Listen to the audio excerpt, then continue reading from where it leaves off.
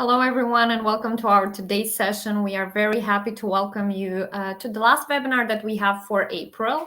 And I'm more than sure that many of you already had the opportunity to see the webinars that we are planning for May. So go on our website and find more information on that. My name is Alina, and I'm an Education USA Advisors, and I'm representing Education USA Virtual, the website, the platform that would help you navigate through your process of application. So if you are now currently in your research process for your applications for your undergraduate or graduate studies, you should know that you can get our help and you can get useful webinars on interesting topics that would ease your path.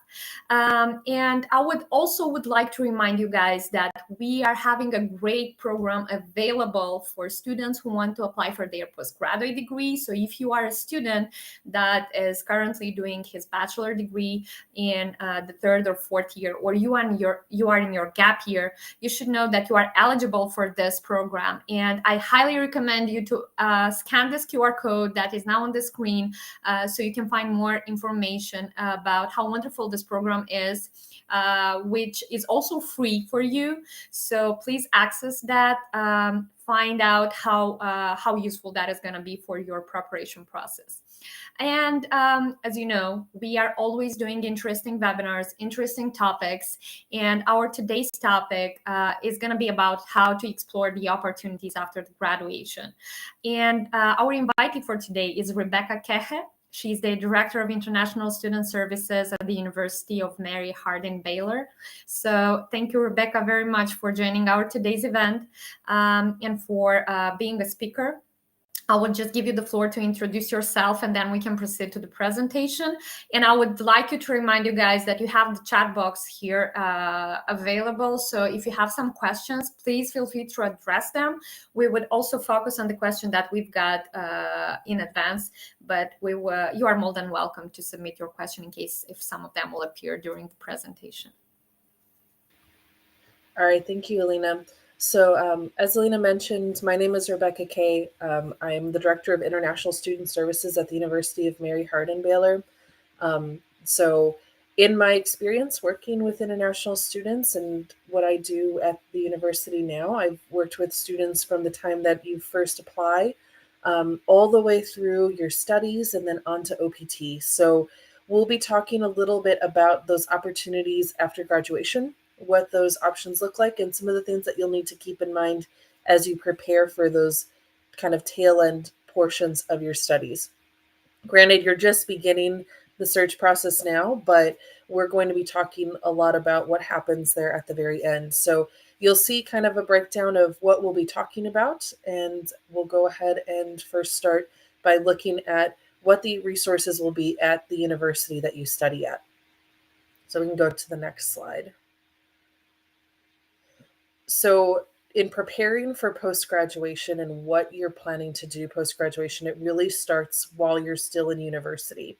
While you're at university, of course, you are studying the subject that you are getting a specialization in, and that is a huge part of your university experience. But universities have a lot of other resources that they provide to students and other opportunities that will help bolster your resume or help kind of prepare you for your specific field. Especially if you're looking in the United States, they will be experts in terms of being able to pair you with the types of experiences or the types of knowledge that you would need in order to move forward in your career in the United States. So we're going to kind of break down these different components while at a university in the next couple of slides, but just be kind of aware that there are things that you'll be doing while you're studying, and then there'll be things that you'll be preparing for post-graduation. So we'll first start with campus resources on the next slide. So your university is going to have several different offices that are going to provide different types of support and resources while you're at a university. And you'll want to kind of know who they are, especially if you are planning to go on and apply for OPT, or if you're planning to go on to postgraduate study or a doctoral program. So every university will have a registrar, and you'll hear this term at every school. They don't really change that name too much, but they are the ones who issue your transcripts and maintain your academic records. They're the ones who will reach out to you when you're getting ready to graduate to issue your diploma. So you'll want to know who they are and their contact points, because as you go on and apply, like for STEM OPT, for example, you would probably need to upload a copy of your transcript for that application. If you're going on to medical school or law school, they will also need your transcripts from their registrar. The bursar's office is going to be the office that issues your tuition and fee bills. And then financial aid will maintain any scholarships that you have at the university. So these two kind of work hand in hand in terms of helping with the financial aspects while you're at the university. The tutoring and writing labs will also be a great resource if you need support on the academic side. And then your academic advisor is going to be a key point of contact for you throughout your studies. A lot of times, if you're applying for a master's program, your academic advisor is going to be a faculty member. If you're looking at a bachelor's degree, it'll probably be a professional staff member. But these individuals are experts within that specific field of study in the US. And so they are a really good resource in terms of if you're looking at further study in your field of study and you're trying to kind of narrow down what universities might have my specialization in a doctoral degree or a master's degree. A lot of these academic advisors have resources and information, or maybe friends and colleagues who work at other institutions that may have those specializations that they can help kind of direct you into the right direction in terms of giving you advice on what your next steps will look like after graduation. They'll also be a good point of contact in terms of helping provide advice in terms of how to prepare your applications for those postgraduate programs or opportunities. We'll go to the next slide. The career services office at the university that you attend is going to be your best friend, and you'll want to connect with them as early as possible. Even if you are in your first semester and you're thinking, I'm not looking for an internship or an OPT for another couple of years, the career services office is a resource that is available for you from the time that you start at that university all the way until even after you graduate. So career service offices at a university will provide support for alumni of that university in terms of providing career counseling. So it's great to be able to start utilizing those free resources from them from day one. Take your resume and your cover letter in as you currently have it, and they'll take a look at it and let you know that based on things in your current field or information that you're providing may not align with what it would need to from a US cultural standpoint for careers. So they'll help make those modifications for you accordingly. Like, for example, in the United States, you don't put your age on a resume or a cover letter because there are discrimination laws that are supposed to prevent different employers from discriminating based on age. And so when people put an age on a resume, it puts the companies in a really kind of tricky spot where they're not allowed to really look at it, but also it's there. And so those are types of things that, or like a picture or your gender, those things are not listed on resumes in the United States. So they'll help take a look at what you currently have and provide kind of an updated or recommendations on how to update your resume. They also will do career counseling. So one resource that will be really helpful in your first semester or your first year of study is to do kind of an interest calculator. So a lot of career offices will have this resource where they'll take a look at, are you an introvert versus an extrovert? Do you like working with a team, or do you like working on projects on your own? Do you like to have specific tasks to do, or do you like to have more kind of concepts versus tangible things to work on and kind of build from those concepts? And they'll kind of take a look and see within the field that you're studying, what are the type of careers that might be a good fit for you within that field, or if the area that you're studying is completely different from the types of attributes that make who you are. They may help kind of give recommendations on how to adjust what you're studying so that way it aligns better with what your career goals and your career outcomes would look like. They also do mock interviews, which is a really helpful tool just to kind of have information on what the interview process looks like within your field of study.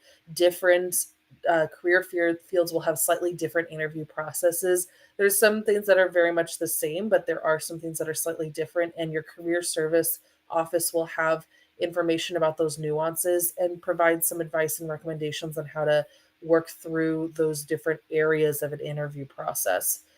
A lot of career service offices will also have large and small career events throughout the year. So most universities will have one or two really large career fairs where they will bring 100 to 200 employers to come and meet with students about internship opportunities or post-graduation opportunities. Go to every event, even in your first semester.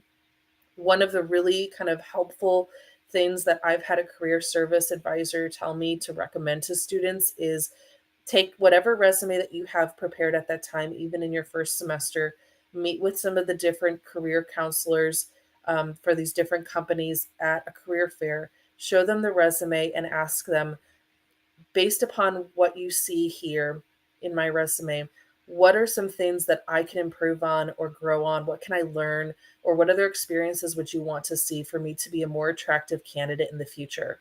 And these different employer recruiters, they're very blunt and honest, and they'll tell you, I want to see more experiences where you're working with a team, whether it's in a class or if it's in a volunteer experience or an on campus job, or I want to see this specific specialization in IT or cybersecurity or whatnot for you to be a really attractive candidate for my company. And those pieces of feedback will be really helpful for you as you then go through the rest of your studies and all of your experiences at the university to be able to build your resume in the way that those employers provided feedback of what they're looking for. A lot of universities will have a handshake network. This is a online tool that most universities have now as a career resource guide. So a lot of universities will have their on-campus jobs posted there, kind of like an Indeed board or like a LinkedIn job board. A lot of universities will also have all of their different employer connections that will post jobs there too in a separate category. So there'll be an area for on-campus jobs, an area for internships, and then an area that is looking for graduates for post-graduation employment. So definitely get access to that as early as possible while you're studying. Kind of look and see what's going on within those different networks. And especially if you're looking for an on-campus job, utilize that resource as early as possible. A lot of career services offices also offer their resources in person and virtual. So even as you graduate and go on to OPT, if you want someone to look over a resume or provide some advice in terms of how to best prepare for a specific interview, that is what this resource is for at a university. It's free for you while you're in school and even after you graduate. We'll go to our next slide. So after you graduate, if you are planning to go on to a graduate program and you're looking for a pre-professional type of degree, so if you're looking to go to medical school, dentistry school, anything that you see on the list here, universities have a pre-professional advisor at their university. This is a specialty advisor. This is different from an academic advisor. So your academic advisor is there to help provide advice in terms of how to finish your major and get all the coursework done to graduate. Your pre-professional advisor is an advisor that is preparing for that next step after graduation. So how to best apply for medical school, how to best get all the prerequisites done for pharmacy school, when is it the best time to take your LSAT for law school. So they will be the ones who will help you narrow down what is the next school that you'll be going to for this higher degree after you finish your pre-dentistry program or your pre-physical therapy program.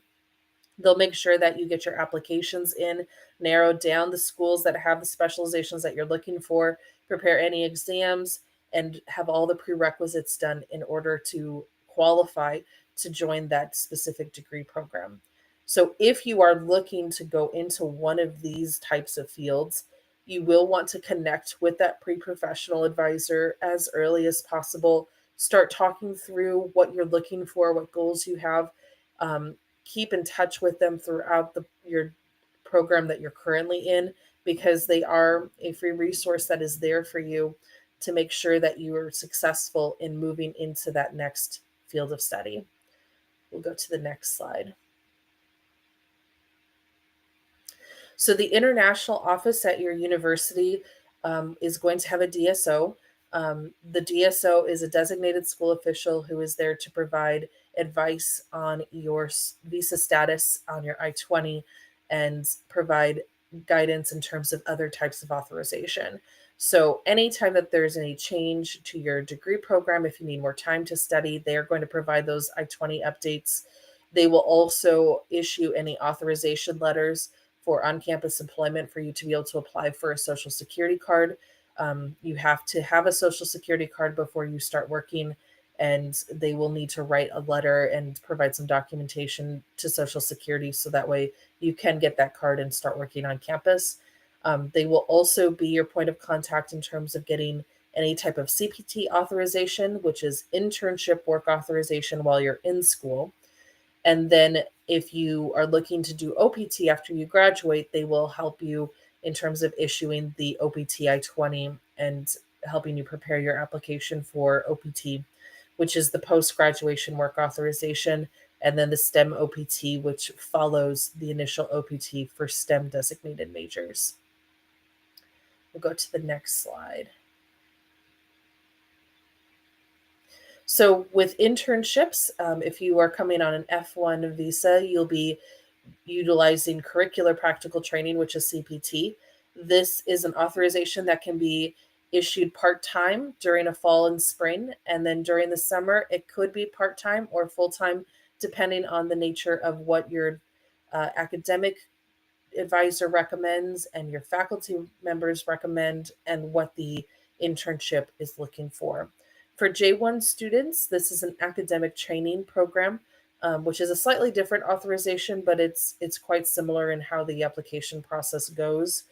With CPT or academic training, you'll want to connect with your DSO and your faculty members and the internship coordinator as soon as you start kind of aligning those three individuals together. For these, you do have to have some type of academic component, whether it is internship credit or some other type of graduation requirement that necessitates an internship, and you do have to have an offer from an internship in your field of study at the time that you apply. We'll go to the next slide. So you've now gone through university and you've utilized all of your career service resources. You've been connected with your international advisor and worked on campus and had all these wonderful experiences. Now you're preparing to graduate and you're planning to go on to a medical degree or a law degree, whether that's pharmacy, veterinary, law school, all those types of things. What are the things that you'll need to keep in mind? As you go through your last year of university, you're going to want to work very closely with your pre-professional advisor. At that point, you'll be taking any entrance exams and starting any applications, as most of these programs, since they are so specialized, their deadlines could be as early as 8 or 9 months before you end up entering that university. And so you're going to want to work very closely with your advisor to make sure you don't miss any deadlines for any of the schools that you're targeting for your continued studies. You'll want to make sure that you're finishing any last prerequisite courses in that last year. So if there's anything that's still missing that you need to take, you'll want to make sure that you take that and receive the letter grades that they're wanting in order to qualify you for their program. You'll probably have already taken any entrance exam that you needed, but if you hadn't taken it or you were planning to retake it, you would want to take that at least in like your fall semester if you are graduating in May. And then you'll want to submit your applications for any early decisions and as well as any types of scholarships or fellowships. A lot of these types of programs for any type of funding, they are going to require very early applications so that way they can get those all reviewed and then have a good candidate pool for them to determine who to provide funding to. We'll go to our next slide.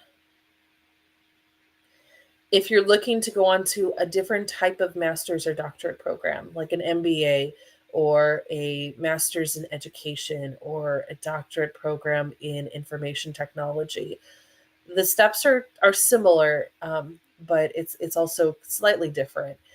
You'll be working mostly with your academic advisor instead of a pre-professional advisor, as your academic advisor within these specific fields will be kind of there to provide guidance as you're preparing these applications.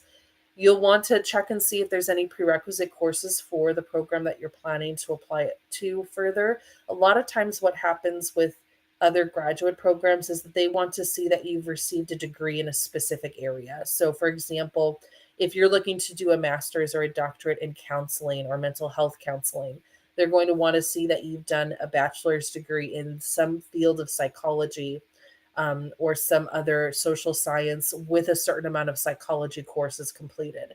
So, depending on the program that you're applying for, they may ask for specific coursework, or they may ask for a specific degree. Or in some cases, like with many MBAs, they just want to see that you have finished a bachelor's degree and that you have maybe one or two statistics or other business type of courses that are completed in order to be best prepared to go on to further technical business studies. You'll want to also prepare any entrance exam that is required by that specific school. So there are many schools that have gone GMAT and GRE optional, but there are some that still do require it. So you'll want to look on your short list and make sure that that is done, at least in the fall before you graduate in the spring. That way, if you need to retake it, you would have the winter to be able to retake the exam. And then you'd also want to submit your applications early for any decisions that would involve a scholarship or an assistantship. Many schools will have a hard deadline for admission, but they'll have a deadline to be considered for an assistantship that will be much earlier. And so you do want to keep that in mind if that is something that you're looking to do. Go to our next slide.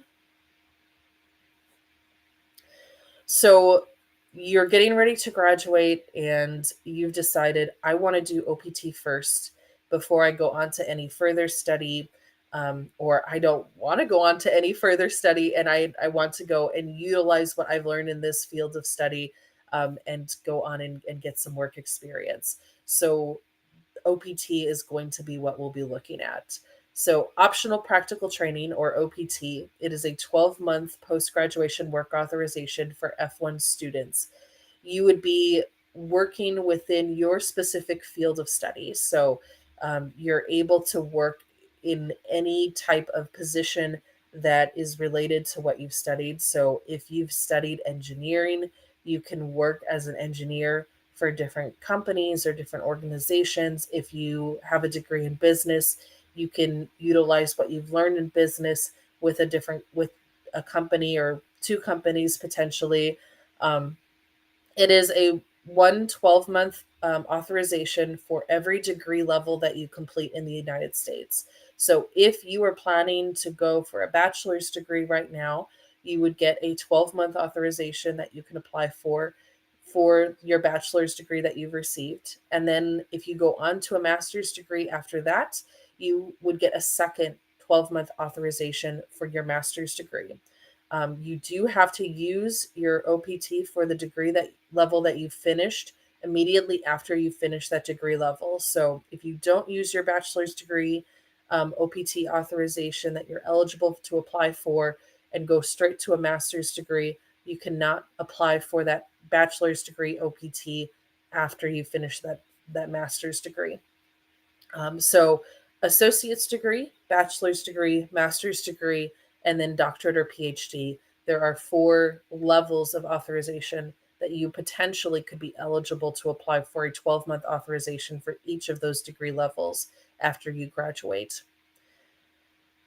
And for those who are in STEM designated fields, and you can ask your DSO, or as you're applying to schools, you can ask the DSO if this program that you're applying for is a STEM designated field, because there is a specific CIP code that will designate it as whether it will be eligible for this 24-month authorization.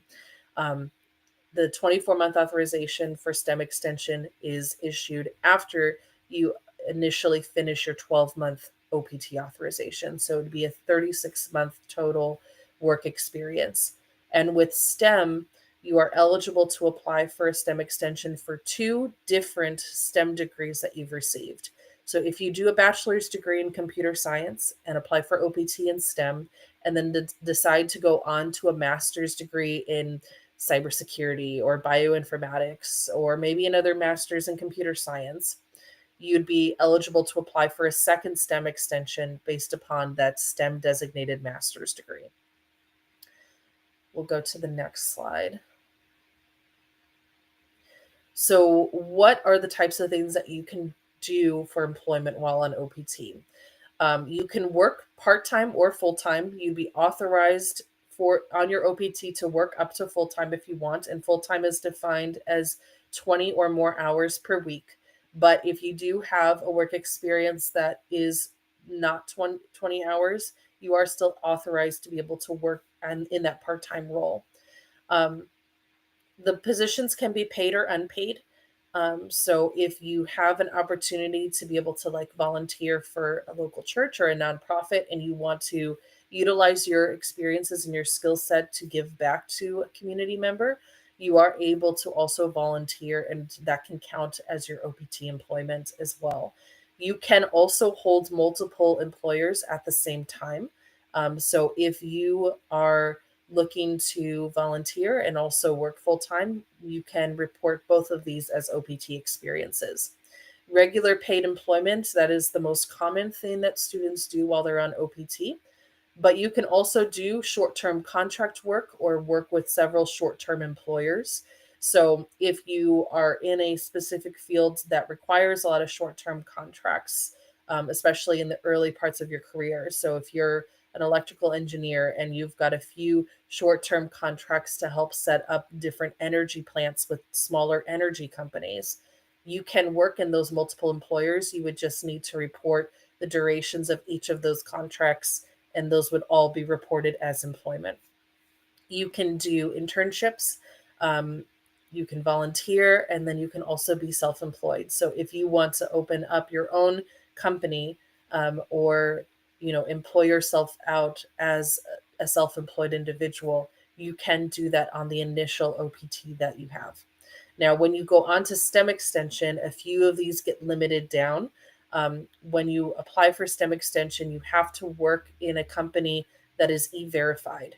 And you have to have a supervisor that can speak to your kind of goals for those 2 years of STEM extension. So things like self-employment and volunteer positions, those types of experiences, you can't do on the STEM extension, but you can do regular paid employment, an internship if the internship company is e-verified, or short-term contract work if each of those contractors can have e-verification and can speak to what you're doing for those short durations during your STEM extension.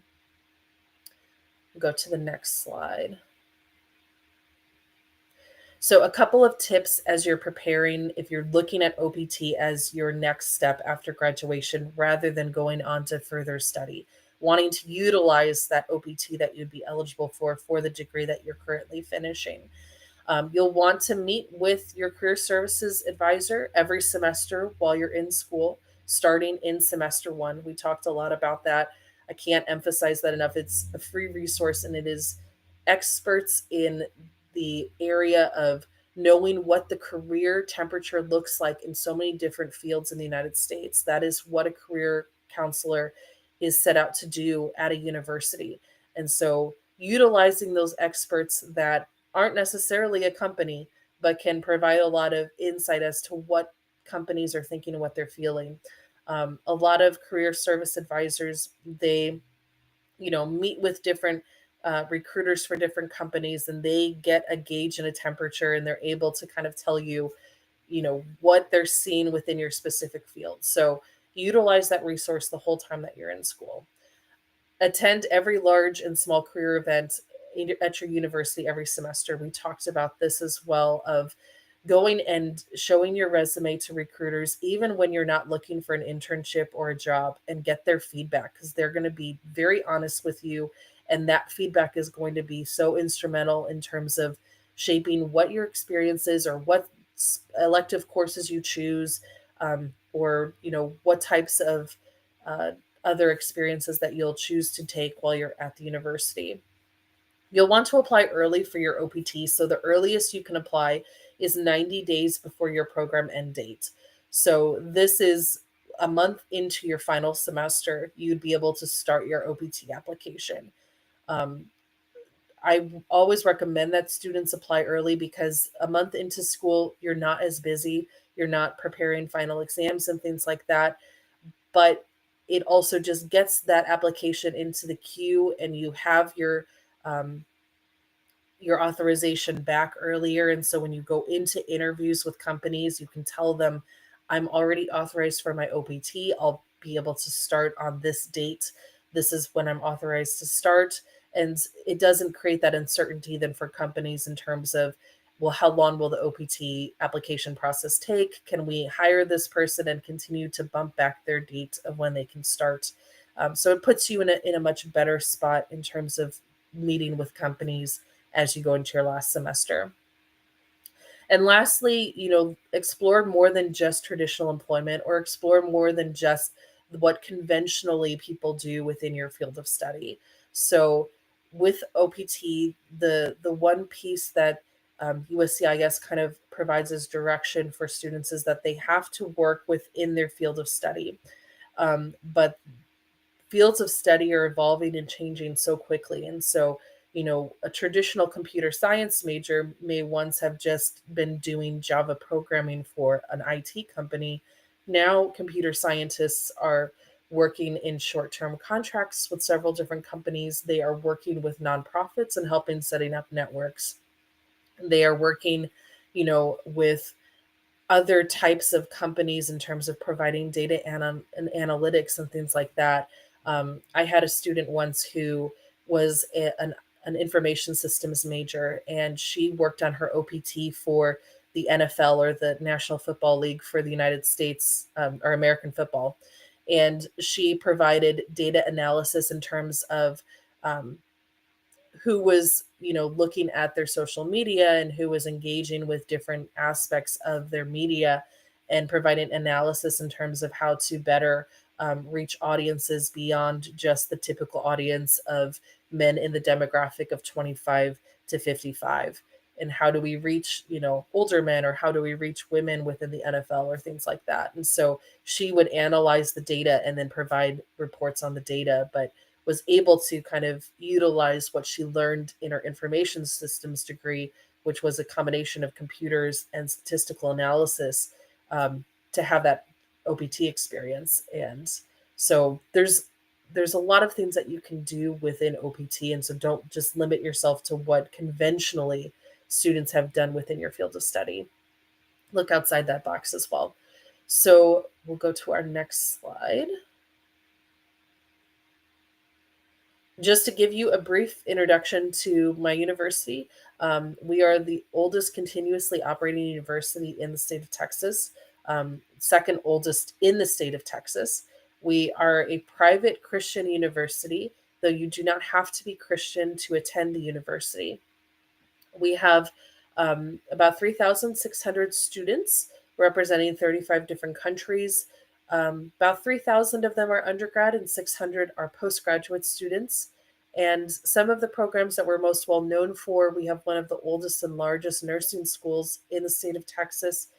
We have a very strong pre-med and pre-medical program for physical therapy, medical school, occupational therapy. Our business and engineering computer science programs are also quite well known on the undergraduate and postgraduate side of things.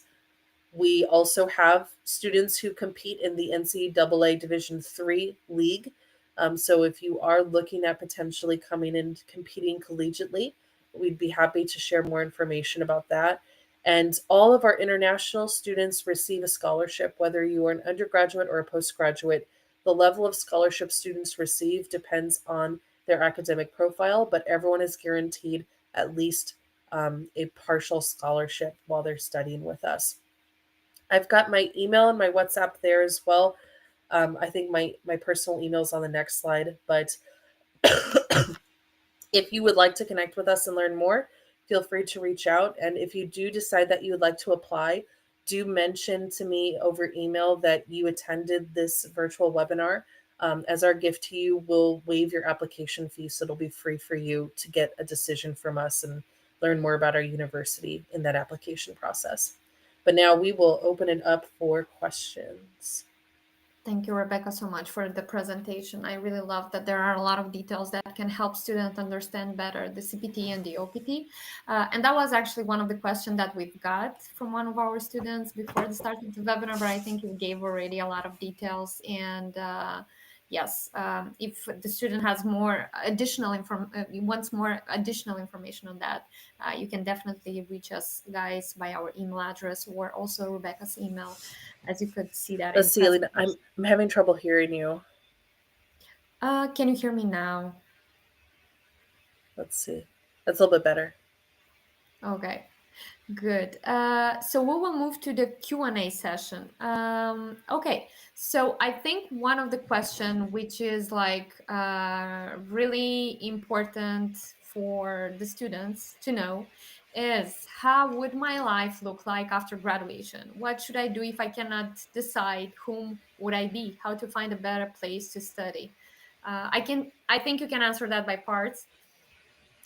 Yeah, I think we talked a bit about that, but I would just emphasize that while you're at university, there's going to be a lot of great tools and resources that schools will have for you. And also keep in mind, if you're an undergraduate student, roughly 25% of students who study in the United States will change their major within their first 2 years of study. So if you initially apply and you're applying for an engineering program and then you get there and you're like, I hate it, it's totally okay. It happens all the time. Um, Utilize those that first year or so and take classes in a lot of different areas. And the way that the degrees will be structured is you will have to take like public speaking and English and social science. So if you're not sure if the major that you've applied for really kind of lands with what you want, take all of those other requirements in those first 2 years as well, and see if something else kind of reaches out to you and really speaks to you, and meet with your advisor and talk with them and see, does this look like a career outcome that's going to really fit what I'm looking for too. And if you do decide to change, you're part of the 25%. And so you're part of a pretty large group of students. So definitely don't be afraid of the fact that you might change your mind from what you originally thought. That's totally okay. Thank you. Then the other question was, what reliable sources are available for university rankings? Actually, we had a webinar on that, but I think your opinion on that would also be interesting. So in terms of like university rankings, and I would look at each of those and kind of look at what a school would need to do to be able to get on those lists. With some of the rankings and some of the organizations that do rankings, they require those that rank higher to pay like a fee to that organization to get that ranking. And so it doesn't feel quite as genuine when someone's having to pay someone to recognize them as a certain type of prestigious institution. What I would recommend kind of looking at is, look at some of the people that you admire most within your field, look at where they studied, and see if there's some patterns with that. So whether you're in a specific area of business that does a lot of like cosmetic marketing or something like that, go to LinkedIn and kind of see where some of the people that you admire most within that field, where did they graduate, and see if there's some patterns, or kind of make a short list from where they studied, look at those schools, look at what they teach. Some schools will also have free lectures online, which I think is another really great way to kind of look and see what, as you start building a short list, to see, you know, while this school may not necessarily be ranked high, the way that the professors are teaching is really relevant to my field right now. And that is incredibly insightful and helpful for me as I'm looking towards going into a field that's evolving very quickly. That's a great advice. I can also say here that we know that mostly all the institutions in the US, they would review the application of the students holistically. So here I would recommend the student to do the same, review the university's profile holistically, not based only on rankings. So I think you should look at that as a whole and analyze all the criterias that you are looking for and that you are searching for, specifically when you make the list of the universities that you are interested about. Good. Then the next question, I would like to inquire whether it's possible to bring my family with me while pursuing my education in the USA on a scholarship. So we can stop on the first one and then we can move to the second part of the question. So, you can bring family with you while you're pursuing a field of study. The family that can come with you on what's called an F2 or a J2 visa, depending on if you're an F1 or a J1, will be your spouse and your children who are under the age of, I think, 21 or maybe 18.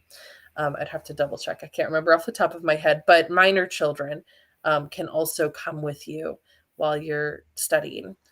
When you apply to your university is going to need a copy of the marriage certificate, birth certificate, and the passport copies of your spouse and your children. So that way they're able to issue those documents for them as well. And they would go to the embassy and apply for those visas as well.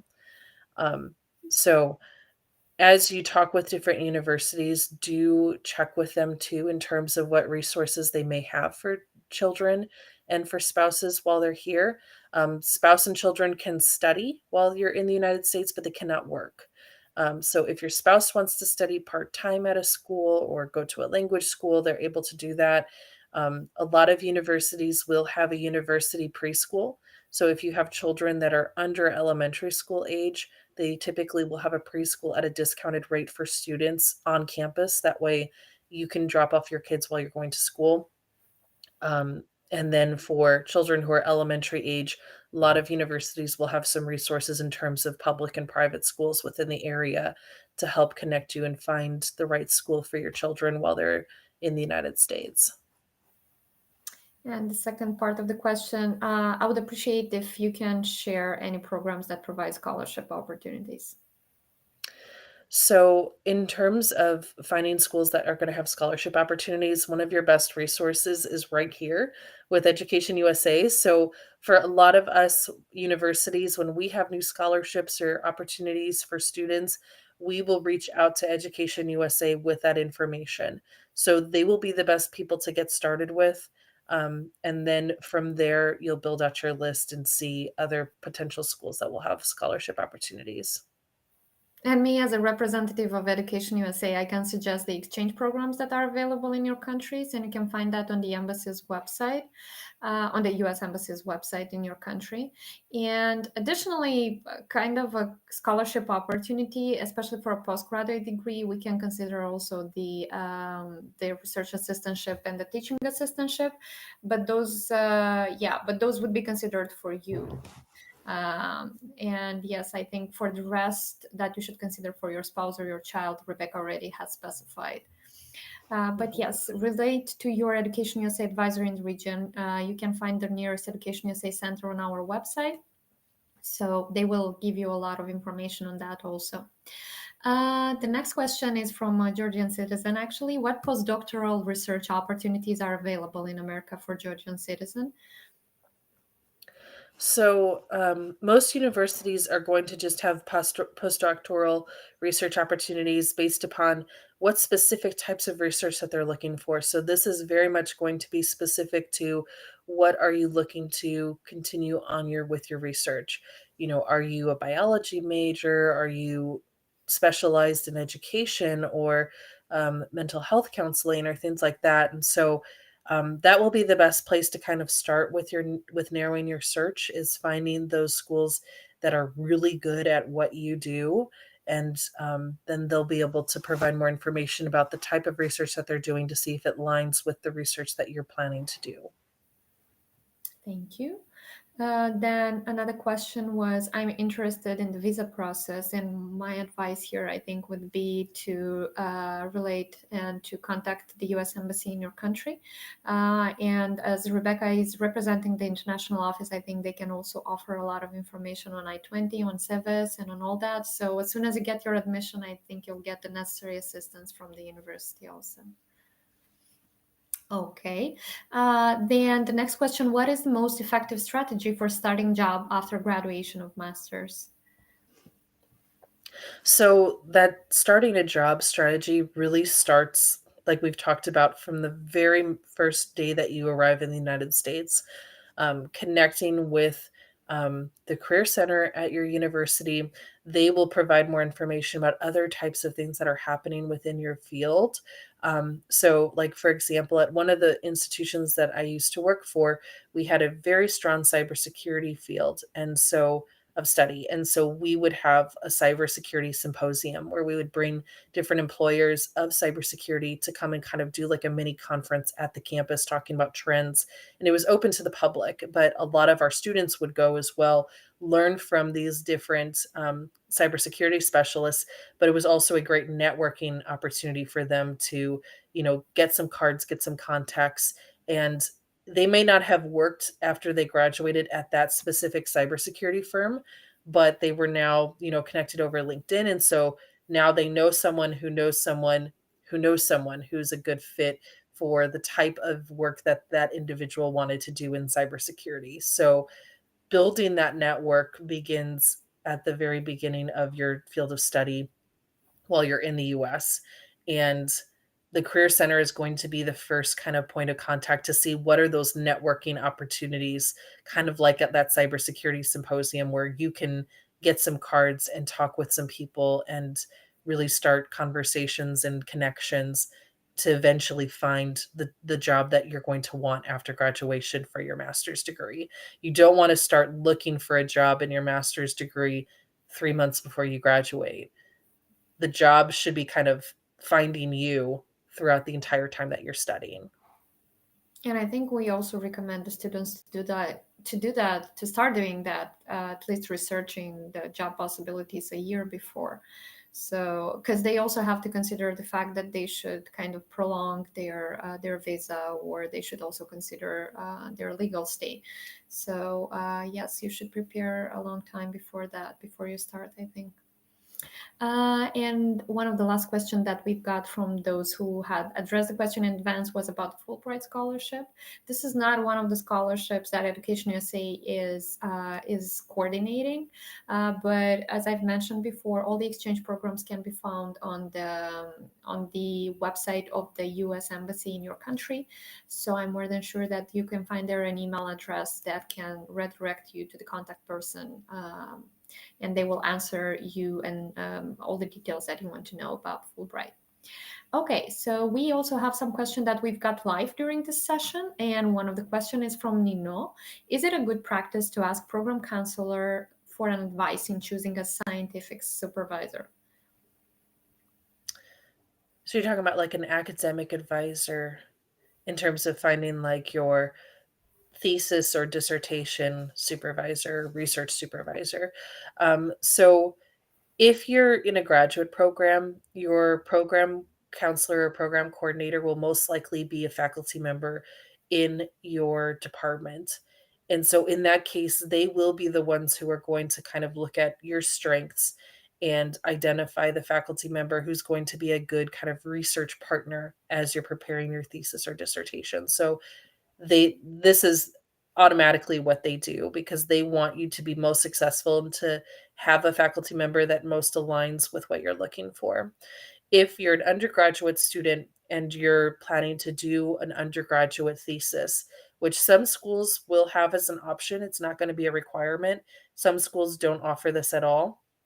Your academic advisor will be a good point of contact to get you started, and connect you with one or two faculty members. But then in those conversations with those faculty members, they'll be the ones to identify, am I the right fit for this undergraduate student to kind of cultivate their research experience? Or do I have a colleague in the department who's going to be better equipped to help this student with the research that they're wanting to do. So academic advisors are going to be a great guide for you. If you're not sure who to go to, they will help point you in the right direction. Okay, thank you. The next one, also from Nino, can a student apply for full and part-time PhD programs simultaneously? So while you're in the United States, you will have to attend courses full time as an F1. Now, for postgraduate study, for a master's or a PhD, um, full time as a grad student is going to depend on the school. So some schools it'll be 9 credit hours, some it is going to be 6. It is based upon what the university reports to financial aid as full time study at their institution. So whatever the university is reported to federal financial aid as their full time definition, that will be the full time that you would need to abide by. So that is something you can ask universities as you apply to a postgraduate program, whether it's a master's or a PhD, is whether their full time is defined as 6 or whether it's defined as 9. It's about 50-50 right now in the US. And as you go on into a PhD program, once you get into your thesis and research and dissertation portion, then you would just be doing your thesis and research dissertation. But while you're doing your coursework, you would need to be in either 6 or 9, depending on the school. And the last one from Nino, can I apply for master or doctorate in educational leadership if I'm already a bachelor in management and a PhD in economics with a huge practical experience in education field? It's going to depend on the school, and that's something that you're going to need to ask. Education programs and educational leadership with some schools, they want to see a bachelor's or a master's degree in education. Others just want to see that you have teaching or education experience, and some it may be a combination of the two.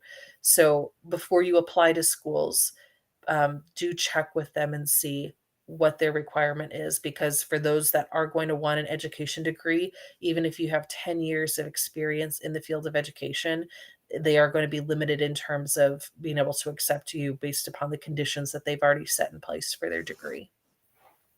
Thank you.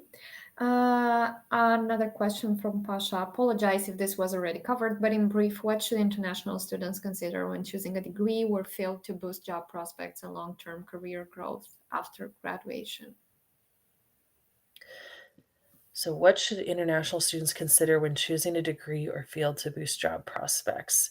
That is a very big question, but Cannot it's a do that very good quickly. question. um, I would say, if you're an undergrad, meeting with the career center in your first semester, doing one of those interest surveys, like we talked about, where it'll talk about, do you like abstract thought or do you like more kind of concrete thought in your work process or your thought process? Do you like working with a group or working on your own? Do you like having set projects to do, or do you like more abstract, like we want you to kind of get this done eventually, but we're not really sure what this is yet, but we want you to figure that out. Um, Doing that in your first semester, taking a lot of different classes in a lot of different fields that you're interested in that also meet the university's general requirements, that is going to help kind of identify your interests and what you really excel at. Because I can say that cybersecurity is a great field and has a lot of growth and things like that, but if your brain doesn't work that way, you're not going to be happy there and you're not going to do well in that. Um, but once you kind of identify what those interests are, and also meeting with the career center to kind of talk about what is the temperature for a couple of these different interests that I have. What does the kind of the careers look like? What do students do after they graduate and things like that?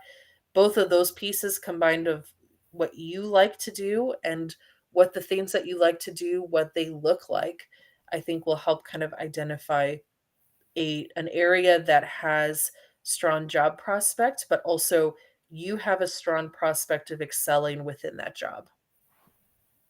I totally agree. I think the job and the program that you are mostly interested about, and if you are already prepared to choose already a program, that one would also give you a long-term career growth. So that one is the key to success for sure. And it's not depending which one is popular or which one is not that popular. I mean, it's mostly important what's interesting to you. Okay, so we are done with all the questions. Thank you so much, guys, for submitting them in advance, and thank you so much for submitting them in the chat. Rebecca, thank you for the presentation and for your participation. We really enjoyed it, and we really appreciate your expertise on the topic. And for you guys, I would just like to remind you once again that until 30th of April, you still have the chance to apply for GSAP, the program that is designed for students who want to apply for their postgraduate degree. Please scan the QR code, go on our website, and start with your application. If you have some question about the program, you can also find the email address of the coordinator of this program, which is Ainash, and she can also guide you through the process.